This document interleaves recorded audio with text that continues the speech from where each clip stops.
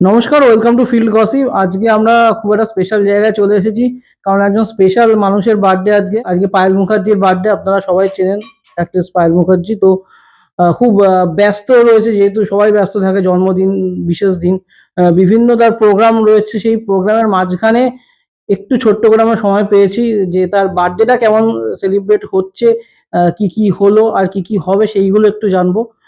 মানে অন্যান্য সময় তো তার কাজ নিয়ে কথা হয়, আজকে শুধু জন্মদিন নিয়ে আমরা একটু কথা বলি।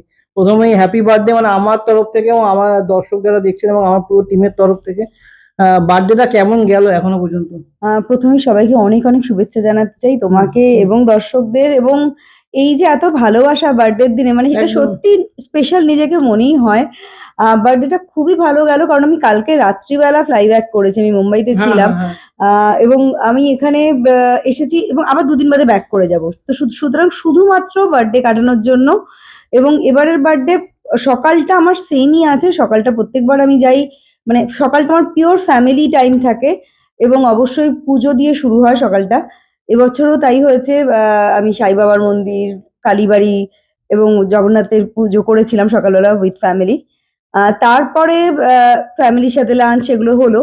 সন্ধেবেলায় এবারে একটু অন্যরকম, এবারে আমি একটি ভান্ডারা চেষ্টা করছি, যেখানে বেশ কিছু মানুষকে আর কি চেষ্টা করবো তাদের সাথে আর কি থাকার। তো সেইটা আর কি আজকে জগন্নাথ মন্দিরে, আনন্দপুর জগন্নাথ মন্দিরে হবে। তো এটা এবারের আর কি প্ল্যান। প্রত্যেক বছর বার্থডে পার্টি হয়, এবার কি হ্যাঁ, সেটা প্রত্যেক মানে বছর মানে বার্থডে পার্টি প্রচুর হয় হেক্টিক বলে সেটা কি? এবং সেখানে তোমরাও আসো। হ্যাঁ, হ্যাঁ। এবারে হেক্টিক একটা বিষয় ছিল, এবং তারপরেও আমার যেটা মনে হয়েছিল যে বার্থডে পার্টি মানে তো শুধুমাত্র নিজের কাছের লোকজনদেরকে নিয়ে একদমই। একটা বিষয়। এবারে একটু মানুষের সাথে আর কি থাকতে চেয়েছি, যেটা অন্যান্যবার হয় না। এবং এবারে যেখানে প্রায় 1000 মতো মানুষ আসবেন আজকে এই ভান্ডারাতে, এবং তাদের সাথে একটা অন্যরকম সন্ধে হবে, এটাই এবারের ইচ্ছা। এবং তার পরবর্তীকালে আমি অ্যাকচুয়ালি বাইরে বেরিয়ে যাচ্ছি, আমি মালয়েশিয়া যাচ্ছি আমার একটা তেলেগু মুভির শুটে। তো সেখান থেকে ফিরে এসে তারপরে হচ্ছে, যদি হয় একটা ডেফিনেটলি পার্টি তোমাদের জন্য থাকবে। নতুন বছর পড়ে গেছে, নতুন বছরে তো সবাই নতুন ভাবে তার রেজলিউশন করছে, এবং নতুন ভাবে বছরে আমরা অনেক পায়েল মুখার্জিকে নতুন নতুন ক্যারেক্টারে দেখতে পাবো। তো নতুন বছরে কাজের ক্ষেত্রে কি কি নতুন চমক আসছে? কাজের ক্ষেত্রে বাংলার একটা কাজ আছে এই নেক্সট মান্থ। তাছাড়াও আমার 3টে, মানে বাংলাটা তো এর মাঝখানে একটা বছর আমার করাও হয়নি। আমার তেলেগু 3টে রিলিজ আছে, এবং হিন্দিতে একটা সিরিজ, অ্যামাজনের একটা সিরিজ আছে, এবং আরেকটি মুভি আছে আরিয়া বাবরের সাথে। মানে So, পায়েল এখন কি মানে কলকাতায় কাজ কম করছে, মানে খুব কম হচ্ছে মানে honestly, বেশি বাইরে ব্যাক টু ব্যাক বাইরে চলছিল। আমার লাস্ট একটা ধর্মকীর্তিরাজ, ইজ আ ভেরি বিগ একদম। অ্যাক্টর হ্যাঁ, ইন হ্যাঁ, হ্যাঁ। কন্নড় মুভিজ।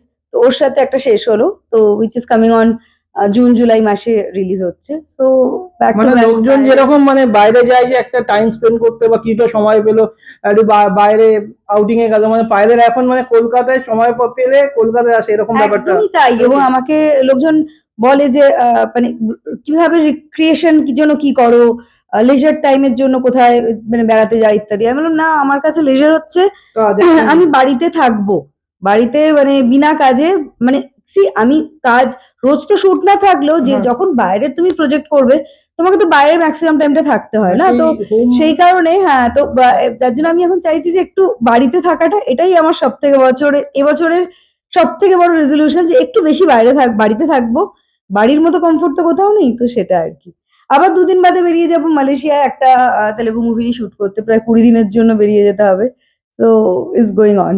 আর অনেকেই জেনেছেন ইতিমধ্যে যে পায়েল মুখার্জি এখন প্রডিউসারও হয়ে গেছে, তো সেই কাজটা নিয়ে যদি একটুখানি। হ্যাঁ, আমি বাংলা দিয়েই শুরু করলাম, যেরকম অভিনয় জীবনও বাংলা দিয়ে শুরু হওয়া, সেরকম ভাবে বাংলায় একটি জি5 এর জন্য সিরিজ, আমরা মাইক্রো সিরিজ প্রডিউস করলাম, যেটার নাম চেকমেট, যেটা অলরেডি জি5 এ 2 জানুয়ারি বুলেটে রিলিজ হয়েছে। সো রণজয় বিষ্ণু আছে, মানালি আছে। তো খুবই ভালো মানুষের ভালোবাসা পেয়েছি, এবং আগামীও বেশ কিছু প্রজেক্ট আমরা প্রডিউস করতে চলেছি। আর মেড এটাই। জোনের নতুন কিছু কি আপডেট রয়েছে, মানে নাকি সেগুলো? না, সেটাও চলছে, সবই চলছে। তো এখন অ্যাকচুয়ালি আমাকে আমার অ্যাক্টিং ছাড়াও আমার প্রোডাকশন হাউস অ্যানোনিমাস ফিল্মস, তার সাথে আমার বিজনেস, হেলথ কেয়ার বিজনেস যেটা মেডজিয়ন, এই সবই আর কি সামলাতে হচ্ছে। তো চলছে আর মানে কি। প্রচুর হেক্টিকের মধ্যেও মানে সেটাকে এনজয় করা হচ্ছে, মানে দেখো, কাজটা পুরো হেক্টিক। এনজয়, হ্যাঁ, কাজটা যদি তুমি ভালোবেসে করো তাহলে কিন্তু হেক্টিক লাগে না। সো ওইটা অলওয়েজ যেটা ভালোবেসেছি সেটাই করেছি। তো যেরকম যেরকম ভাবে এগিয়েছে জীবন। তো আমি ইনিশিয়ালি তো আর ভাবিনি যে আমি ব্যবসাও করব, প্রোডিউসারও হব, অ্যাক্টরও হব। তো হয়েছে, but I enjoy all the time. Thank you so much thank you. Time দেওয়ার জন্য, কারণ আজকে প্রচুর হেক্টিক শিডিউল, এবং দর্শকরা যারা দেখছেন তাদেরকে বলবো যে আরো বেশি করে পায়েলকে উইশ করুন যাতে আরো ভালো ভালো কাজ করতে পারে, অ্যাক্টিং এবং আরো ভালো ভালো কাজ প্রডিউসার হিসেবে সে নিয়ে আসতে পারে, যাতে আমাদের টলিউডে আরো ভালো ভালো, টলিউড কেন বাইরের কাজ যাতে আরো ভালো ভালো হয়। এবং এইভাবে আমাদের সঙ্গে থাকুন, দেখতে থাকুন field gossip from final cut to the final whistle.